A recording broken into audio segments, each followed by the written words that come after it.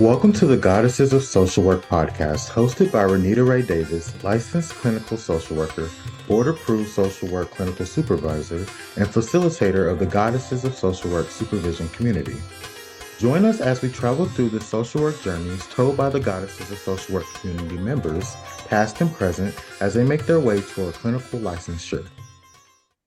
Welcome to the Goddesses of Social Work podcast.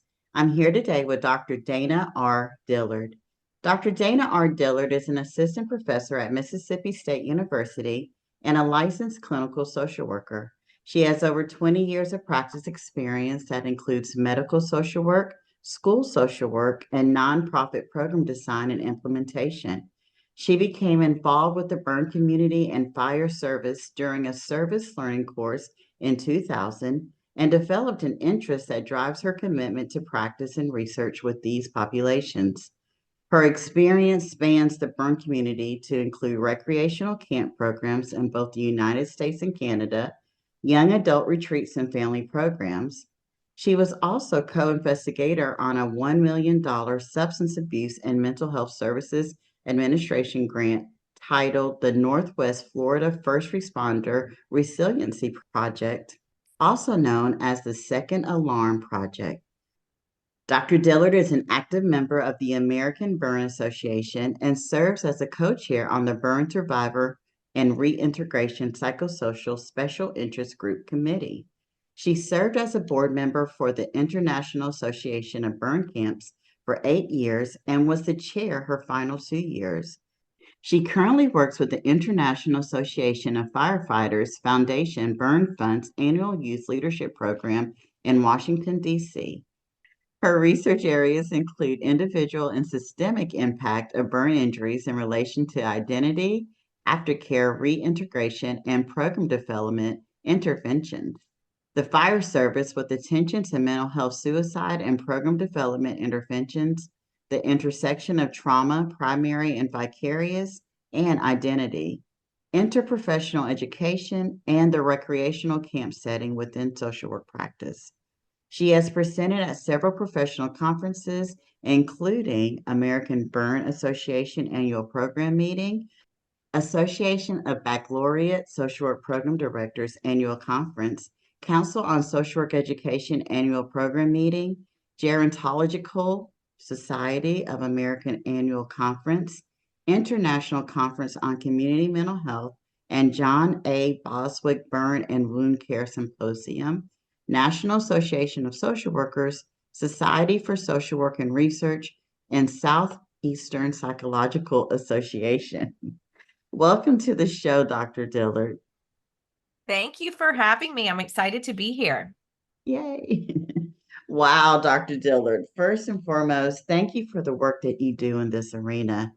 I can only imagine how difficult yet rewarding this work must be.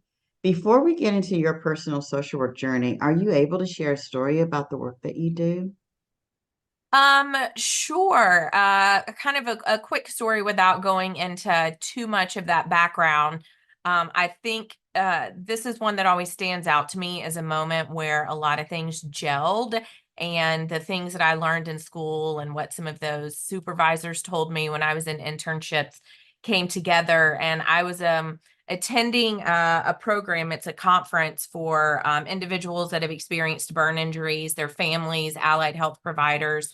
And so I was in this unique opportunity to be kind of in the minority within that population, because in the past with the camp programs, there had been so many volunteers that we outnumbered the kiddos. And so I'm at this conference with probably 1,200 people, the majority of whom have experienced a burn injury. And I was really nervous because I had always worked with kids, and this really had more of an adult population. And so the conference was taking place up in Canada. And I remember coming through the lobby. And so I'm already kind of just, it's my first time there and trying to figure out what my role is going to be and how I fit into this and if I belong and all the things. And I remember seeing a woman who was sitting kind of off on a bench or a couch, something there in the lobby. and she was just crying like really hard, like not just a tear, but like a deep sob. And everyone around was just kind of looking at her. And I just had this visceral response to go and just sit down next to her. And I sat with her while she continued to, cry, and I just let her cry and do whatever she needed to do. And just sat with her, never saying a word, right? Just kind of hoping she felt my support and the proximity of my space to her. And I helped her, when she kind of got herself together. I asked if I could help get her up to her hotel room. Again, this conference is very emotive for individuals that have experienced these burn traumas. So I helped just get her up to her room because she was a little disoriented. And the next day, I remember seeing her, but I didn't want to draw attention to that, like, oh, and I just kind of waited, and she came over and approached me and said, "Are you the woman that sat with me yesterday in the lobby?" And I said, "Yeah, I was." And she said, "You were my angel in that moment."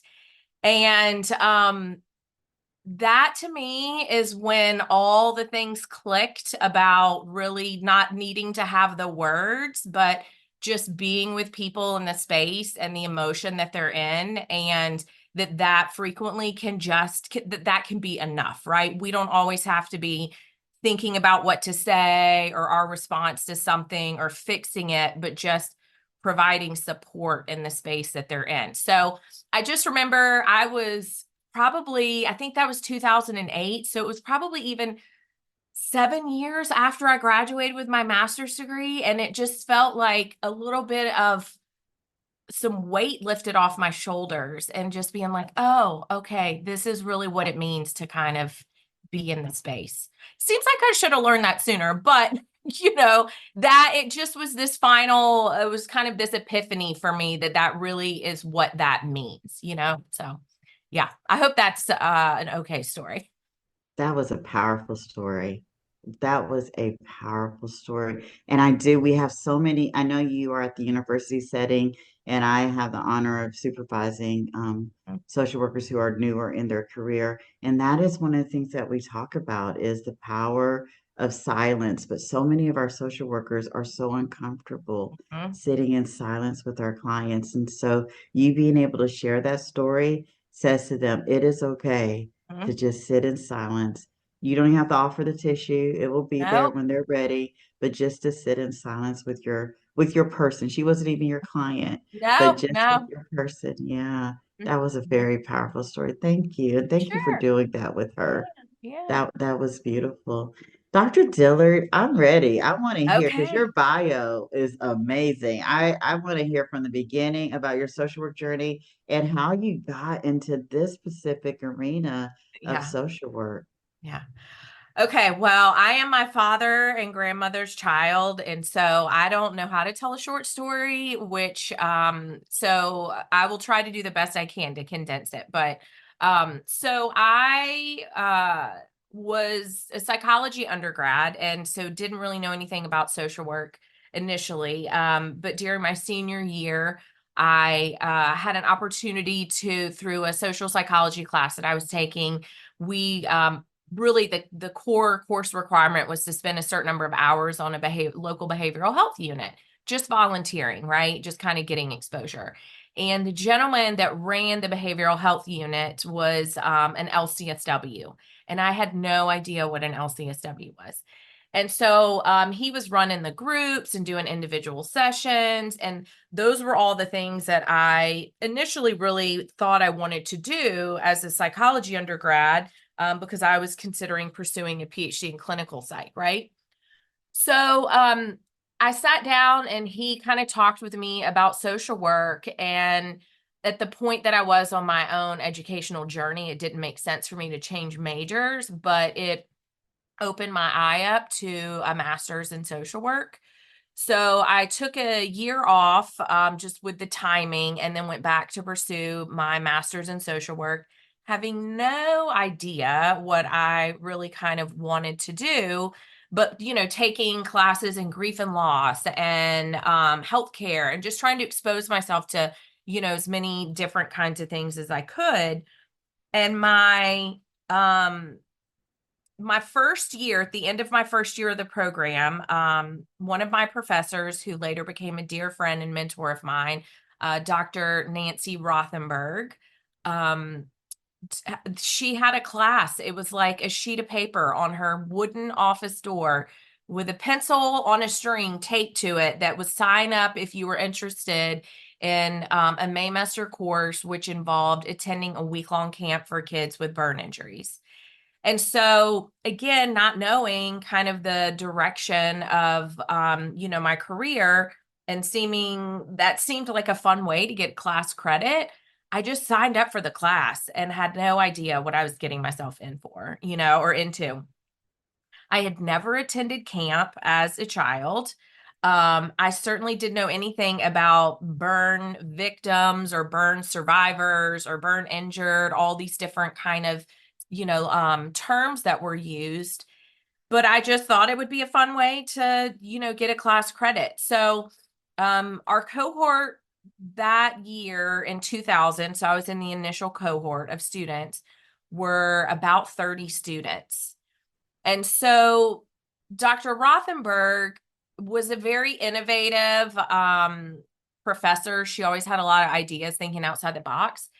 And so the connection to how this even came to be was that she had a family member out in California who had experienced a burn injury in childhood, and her family ended up going on to develop a burn foundation. And so she just thought, well, I'll see if there's anything like this in Georgia, and reached out to the Georgia Firefighters Burn Foundation and said, hey, I've got social work students. Like, what can we do to partner with you guys? And she saw the camp or they suggested camp, but either way, it came to be like, let's have students go to camp. So I went that first year terrified of what I might say or do or look all the, things wrong.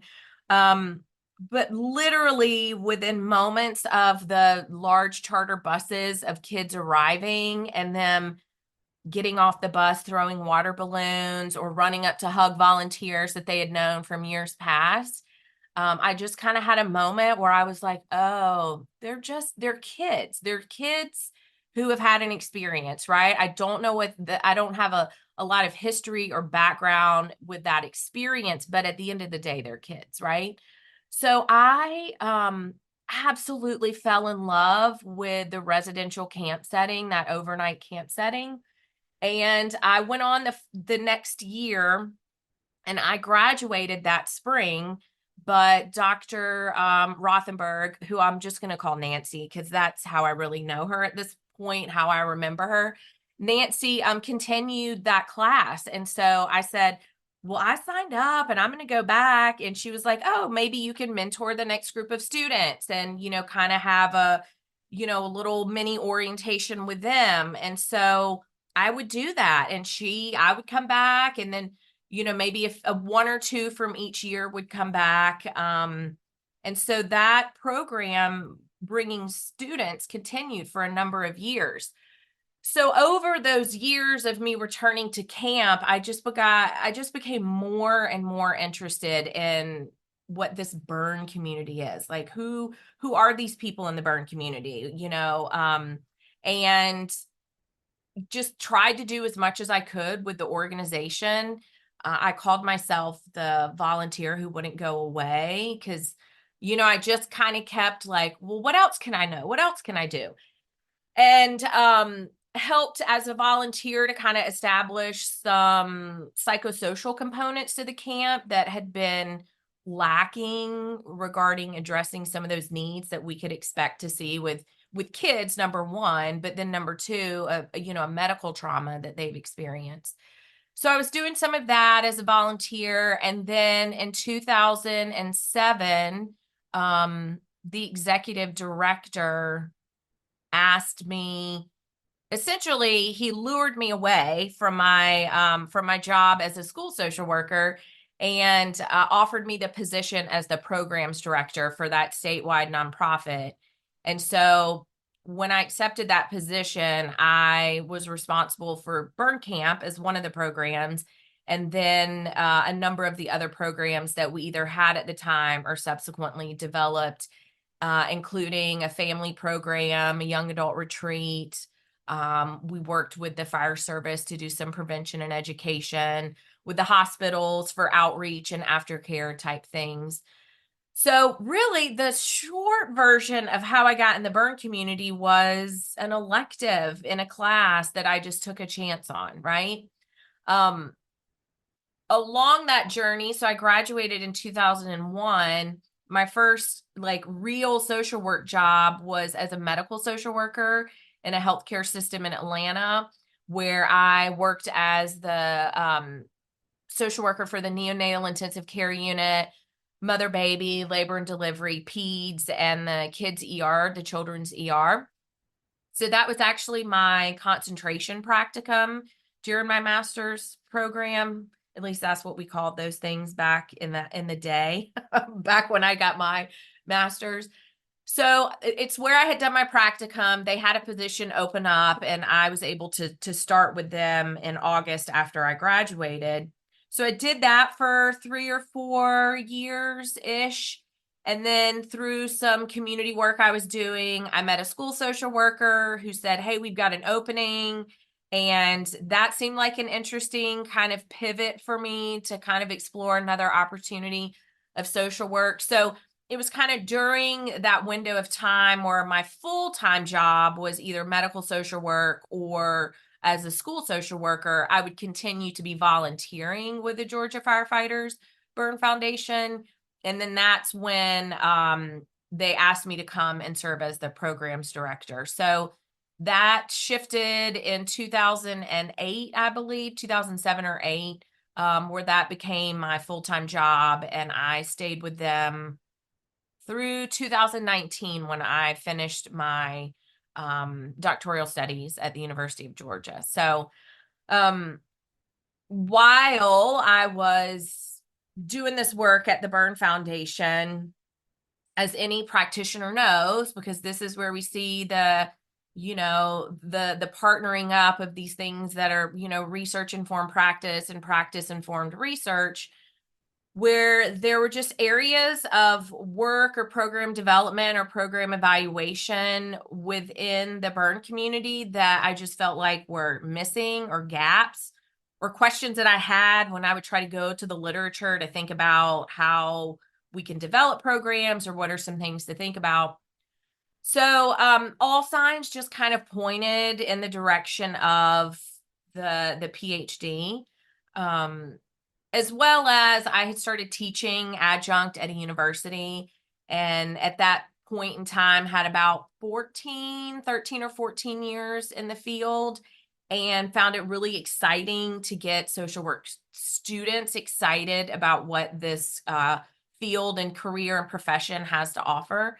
So so between the enjoyment of teaching, between my questions that I had that, I think really created a research agenda for me, it just seemed like getting my PhD was what all the signs were pointing towards. So in 2014, I started the PhD program at Georgia while I was still working at the Burn Foundation.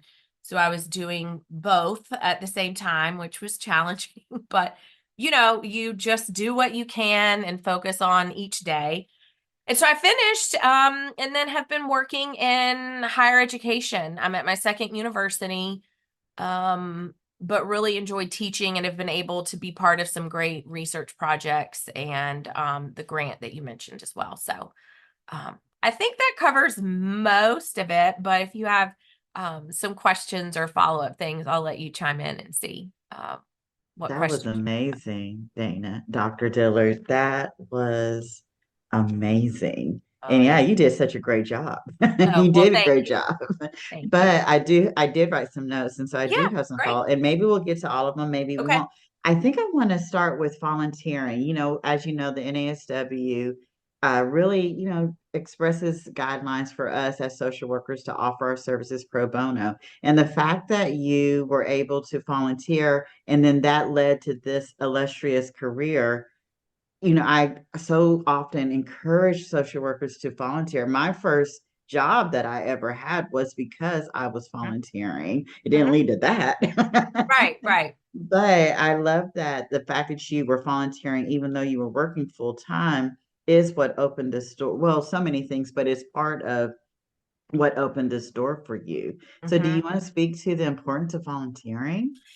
Well, I think that, to the point of that you said initially, I think that's part of what we as professional social workers do. It's kind of built into our code of ethics and our, kind of our practice mindset and that sort of thing. But beyond that, which is certainly a critical piece, the thing about volunteering that I try to talk to students or new kind of younger social work professionals is that it really creates a space for you to try out a lot of different arenas for you to see what Mhm. might be a good fit, right? Like what's the shoe that suddenly feels the most comfortable for you to walk in terms of, oh, I really thought I liked working with kids, but maybe I realized I just like hanging out with my niece and nephew, and I don't really want to do this work all the time. It might be too much for me. Or, I didn't know that I would like working with older people, but through this nursing home or whatever, I learned that that's a real strength and skill set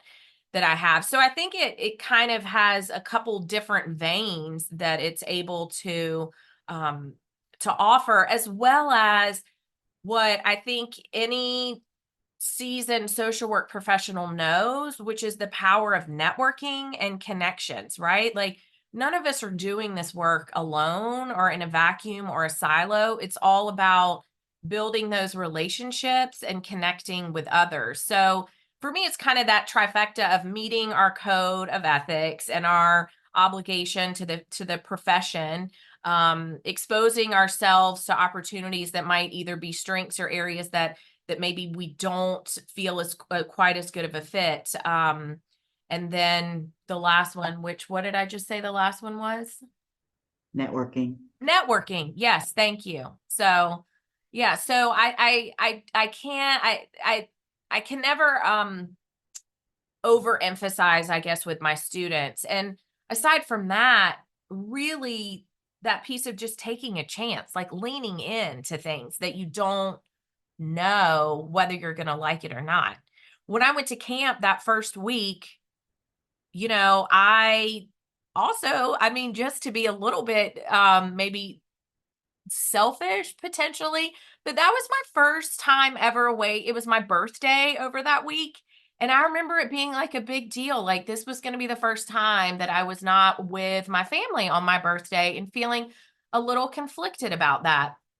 And, I just took a chance regardless. And if I hadn't taken that chance, I have no idea where my career would have gone, the amazing opportunities I've had and relationships that I've established, that I can't imagine my life not having in them. So, yeah.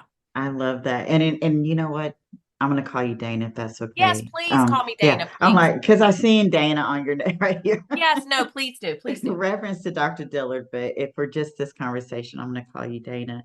One of Yes. the things that I love um, is that in so many areas, especially early on in your career, you kept taking a chance. You went and worked with medical social work. You met a school social worker and like, well, I love my job with peds, but let me take a chance over here. I'm a volunteer. And then the CEO, whoever it was, offered you this program director job, and you're like, oh, I'm gonna take a chance. And you keep taking these chances. You are Mhm. speaking my love language first and foremost, because I'm always like, take that risk, take that jump, take that leap. And you've done that so many different times. One of the things I wrote down is you, especially when you first went to the burn camp, you said you didn't have any history or background in like what am I going to offer is kind of the energy that I was leaning into. What can I offer when I don't have history or background? And I often hear that so much from younger social workers who are like, well, why am I applying for that job? Or why, again, I'm not volunteering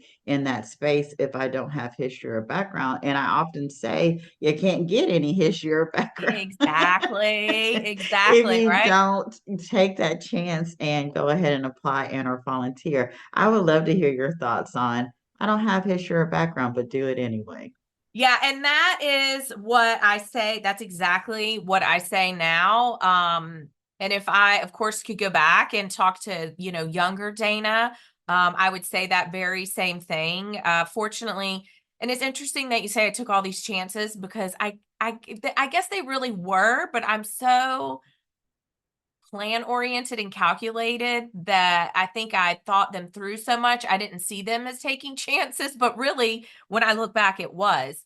Um, so I think I think that's another part that we, and I say we when I think of myself as an emerging social work professional when I was in graduate school signing up for that. I think, those are the things that we get hung up on, like having this sense of feeling like we need to have all the words, that silence is bad, that we need to have all the experience, that we need to have all the answers, that we need to have that style that all of our professors are talking to us about or supervisors, when in reality we just need to create the spaces to give ourselves the opportunity and be graceful as we fall into line with learning all of that stuff. And so that again is, I think, another big piece of what I hope to impart on, the students that I teach now, which are all undergraduate level students, but really trying to get them out of their comfort zone, because that's kind of what social work is, right? Like, you're not going to get an experience without trying, like, so I think it's a critical part of it. But I think I see our role as either educators or in the role that you're in, of just kind of providing those little nudges to help people lean into that so that hopefully they come to a realization as well. Absolutely. And I want to just kind of piggyback on that. You said giving yourself grace. And I want to say, as you're taking these chances, as you don't have history or background, giving, social workers, give yourself grace and compassion just as much as you would give your clients, Mhm. that we're not going to get it perfect because, we deal with some high achievers. They think they got to get it right and get it perfect, but you're just as human as your client is. And so giving yourself grace and compassion as you navigate these newer waters Mhm. as well, Mhm. right? Yeah. My last question in regards to your journey, I think it's the last question in Okay. regards to your journey, is, and I forgot her, Dr. Dr. Rothenberg, Nancy. Yeah. Nancy. She was I wrote the word down, innovative, right? Mhm. She was so innovative. And so I guess it's a two-part question. In what ways are you living out her legacy of innovation?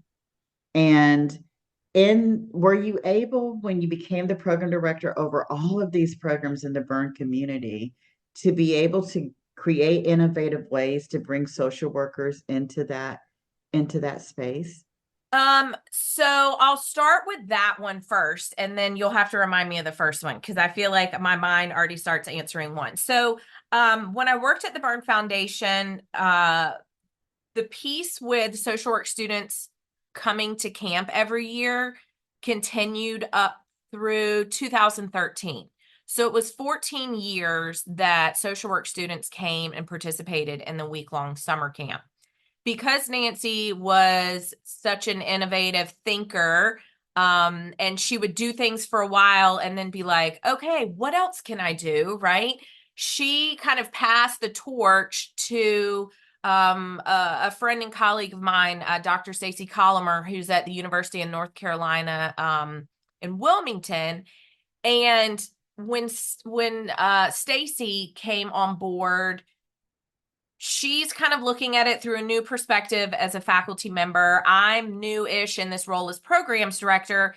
So we thought through some different things to do, right? So rather than only have undergraduate students, we opened the program, the volunteer piece up to graduate and undergraduate. And then what were some more structured learning activities as opposed to a more reflective type exercise? Before the graduate students came to camp, they would build out by that time we had started, took a long time to get there, but by that time we had been able to start some formal, what we called talk times or peer support sessions that I was helping to co-facilitate for the kids that were at camp, which were a journey in and of itself to get there. But she would have students think of like, well, what are some icebreakers that you could do with kids this age and that age? So we did kind of take what Nancy had established as a foundation and put a couple of different, twists and turns on it for the students, which was really neat. So like I said, it continued for 14 years, which was a really long time. And there were probably, when that component ended, it was kind of a result of where we were at as an organization with looking at our volunteer numbers, given the new facility that we were using, and trying to be good stewards of resources, realizing we might have been top heavy with volunteers. And so having to kind of cut back on some things. But that was 14 years that there were social work students that came through. And probably at the end of that 14 years, we probably had anywhere from a dozen to 20 students who maybe returned off and on throughout those years. So yeah, so I think that piece, even though Nancy transitioned to another program, we tried to keep her sense of innovation up with what we could offer students and kind of a different way, but maybe even a more intentional way. Particularly, I think at the graduate level where they're wanting to like do more kinds of things, right? So then I think the first part of your question was the full circle with Nancy. Was that right? Yeah. Now So, that you're an academic. yeah. So I have to tell you, this is something I think about a lot. When I started working at the Burn Foundation, I was only the second social worker that they'd ever had there. And really, that was a direct result of our involvement with the camp program, because the first social worker had also come to camp. So I thought like, oh, this will be my moment that I feel full circle, right? Like I started as a student volunteering and now I work at the organization.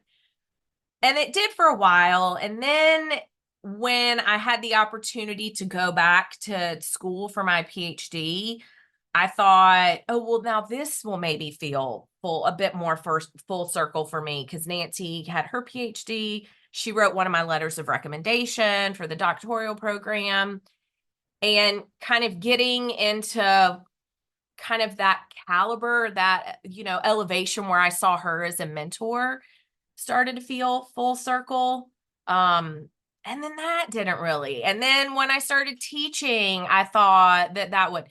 So this is what I think I've decided is going to be my full circle, is kind of all of those things combined with an opportunity for me to involve a group of students with the Burn community some way. Because then I will have worked with the organization, acquired these credentials to be at a university as a professor like Nancy was, and then introduce students in an impactful way to the Burn community in the same way that she did. So that's my new kind of full circle. And I have my eye on a class, kind of a community engaged class that I want to do with them, not this fall, but the next fall, that I'm going to try to work towards developing here at the university. So I think about it all the time. And like I said, Nancy and I became great friends over the years. She passed away the fall that I started my PhD program.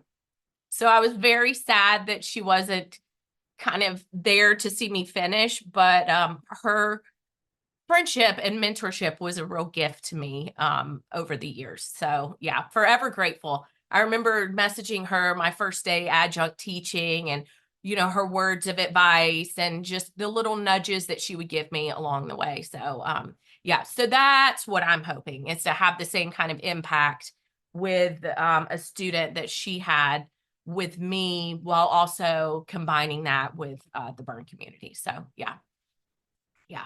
Oh, Dana, that was absolutely beautiful. And I think that's it. I do, in honor of her, right? Uh-huh. In honor of her. Yeah. And wow, Yeah. wow. Yeah. I just am having a moment with you. I love that. I love that so much. Ah, oh, Nancy. In fact, you can't see it, but she served on our board of directors for a number of years at the Burn Foundation. And at the time when board of directors would, like when their terms were up, we would give them a gift of like a collage or something. And Hmm. so I helped pull pictures of, because Nancy would come to camp with the students for, Hmm. as long as she was involved.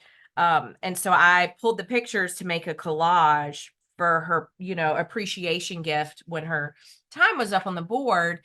And I had kept a relationship with the School of Social Work at Georgia, just kind of by way of my work with her and then Stacy. So when Nancy passed, they saved that picture, that the collage, and it's actually hanging on my wall right here. So it's a collage of like her at camp and several shots of me and her that I have hanging in my office that, keeps me feeling a little connected to her too. Yeah. Dana, you're absolutely, because the word I wrote is legacy. You're Oh, absolutely carrying wow. her legacy. I And what hope a so. beautiful life. Yeah. What a beautiful life. Oh, that was so good. Thank you. Sure. I'm going to transition away from your Okay. social work journey Okay. and ask the next question. Yes. Dana, one of the reasons I started this podcast was to promote the importance of being in community with other social workers. Mhm. What social work communities do you belong to or have created, and what have you learned about yourself regarding being in those communities? So I think on a formal level, I can speak to community involvement. And then I think what we all know is we have these kind of informal communities that we develop, right? So for me, formally, I remain a member of the NASW. And so that one has always been important to me. I'm also a member, kind of by way of being a part of an undergraduate social work program with the baccalaureate program directors group, which focuses kind of on those educational initiatives and opportunities for our undergrad students.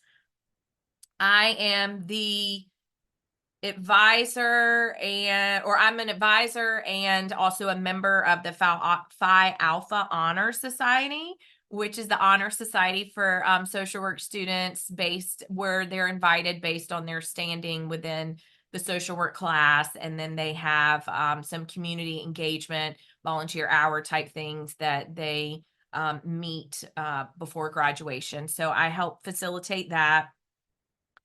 Those are probably, and then of course, to me, being part of a faculty at a social work program, that is community for me.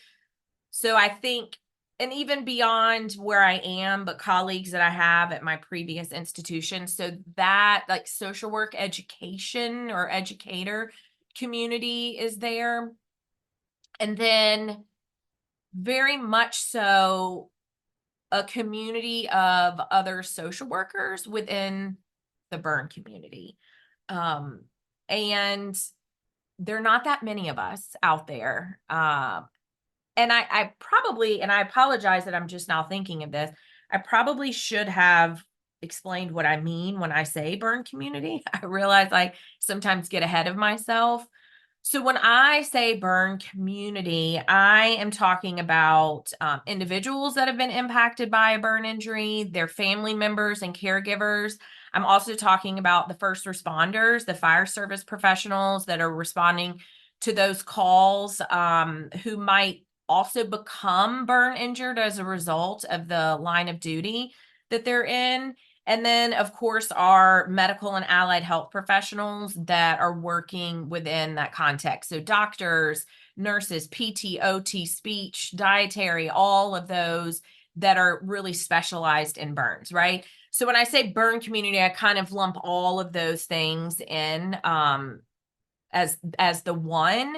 But within that burn community, there's kind of this niche of social workers that are either working at nonprofits, at burn foundations, or are working in the acute setting of a burn center.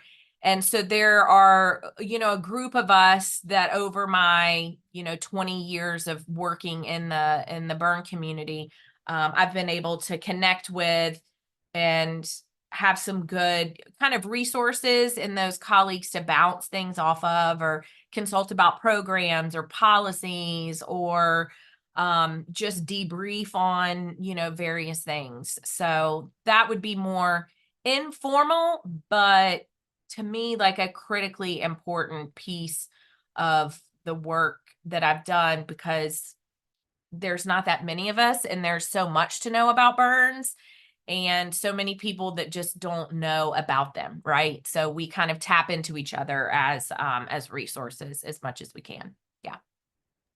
Absolutely. I think the informal communities are just as important. Yeah. Mhm. Yeah. Mhm. How, I could ask you so many questions, but I am going to ask this one question. How can we expand the social work impact in the burn community? Is that possible? Something you've thought about? Um, it is something I have thought about. And really, to me, one of the ways that I feel like I have kind of the most immediate sense of impact is opportunities like this, where I have a Mm, chance to talk about my work in the burn community and maybe introduce a population of listeners or others that didn't know about burn injuries, or that this would be an area, and to maybe have them consider, wherever they live, there might be there may or may not, but there might be a burn foundation in your area or a burn center that you could volunteer.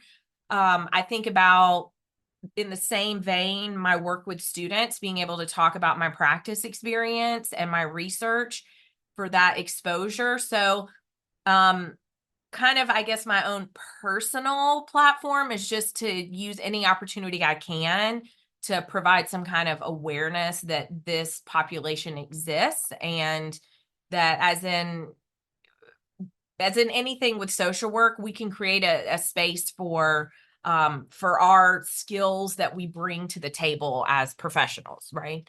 So I think it's really just kind of like with anything, the first part is really creating that, I think, awareness that something is even out there and exists. Yeah. absolutely. I told you before we met, until I read your bio and got to meet you, I didn't even know we were in that arena. It was one, I loved how you said it was hidden. And Hmm. until I met you, now I feel very much more aware. Hmm. But yeah, I appreciate you coming and talking to us today about it, because I've been doing this for 24 years and didn't know Hmm. that we were in that arena. Yeah, and it's really interesting too, right? Because when I've had chances to go and either talk to, other like guest lectures of other classes or opportunities here or there, um, more often than not, what happens is somebody comes up to me afterward and says, me, someone in my family, someone I know, and I've never heard anybody talk about this. And it's interesting, right? Because it's not really so much a stigma, with the with the exception of individuals that might have the physical scarring that's going to create some of those aesthetic changes that might, create some disparity in treatment and things of that nature.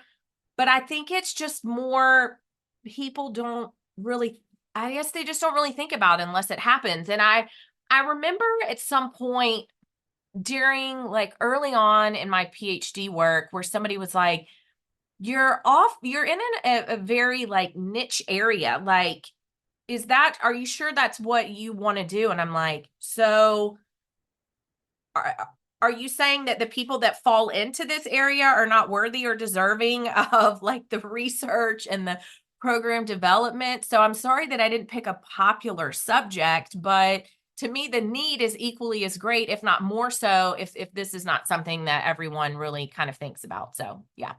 Completely agree. Completely agree. Thank you Yeah. again for doing this work. Dana, what is one belief about social work that has changed the most since you started this journey 20 years ago? So this was the question that you sent me that I think I struggled with the most. And I feel like I might be a little bit non-compliant in how I answer, but bear with me. I can't really think of anything that has changed unless change involves the possibility of it strengthening, right? So I didn't start with something and then 20 years later have a completely opposite perspective on it. If anything, what I think has changed is more the realization of many of the things that I learned, right? Like I think about the fluid nature of just society, policy, practice, right? We talk about that, but in the educational context, but as I'm in the classroom and talking with other social workers, there's been a lot of change in the 20 plus years that I've been in the field. And I think naively, as a student, I would have thought that all of the change over that duration would have been in a positive direction. But if anything, it's just been fluid, right? Like we've seen with many different legislative changes, like Roe v. Wade, which of course is a really obvious one, and thinking how, oh, you can't ever get comfortable because the work is never done. And so we always have to stay on our toes. And so I think that my time in the career has just reinforced and reminded me that there really isn't any pause or break to what we do, because the minute we get complacent is when things can start to go awry. So I think that would probably be one that's been really strongly reinforced.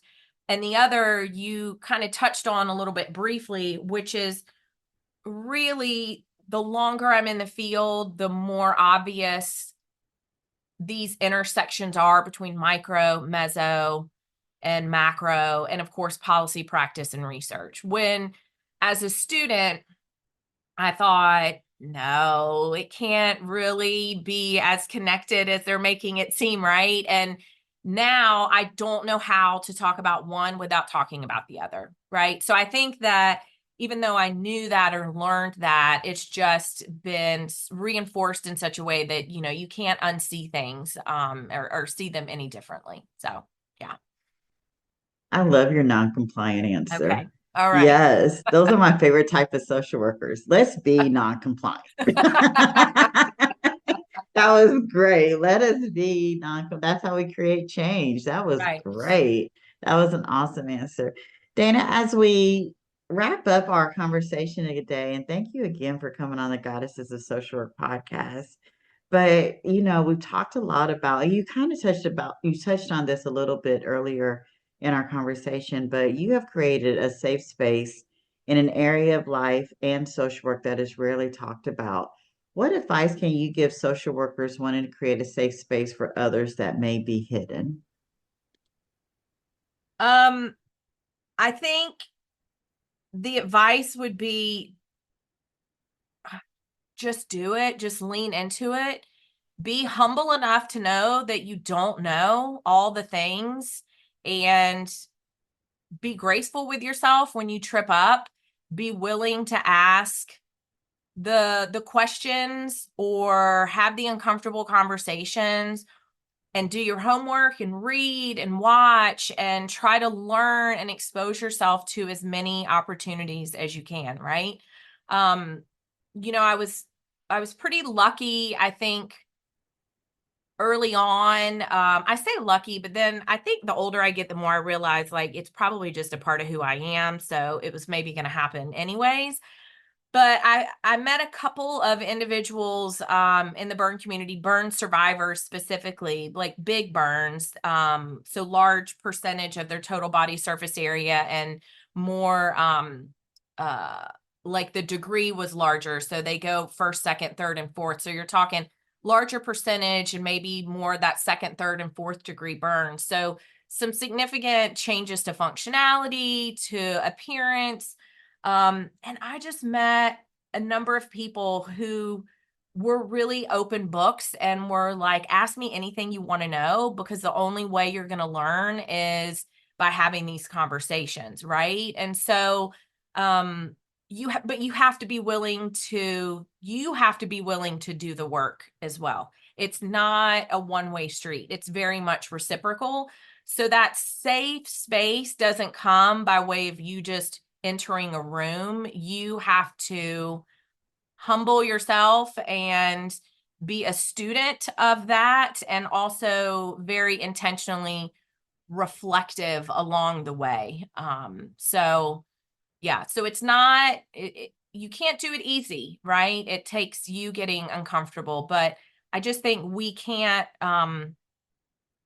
ask communities, individuals, populations to be uncomfortable if we're not willing to do that ourselves. So, yeah. So good. So good. Dr. Dillard, it has been such a pleasure getting to have you on the Goddesses of Social Work podcast. Thank you so much for joining us today. Yes, I've enjoyed it. I love any chance to give a shout out to social work. So, yes, thank you for having me. I've enjoyed it. Thank you for listening to today's episode of the Goddesses of Social Work podcast. We are glad you were here. If you liked this episode, please come back to hear more stories of the journeys through social work, and please leave us a review on Apple or Spotify. See you next time here on the Goddesses of Social Work podcast.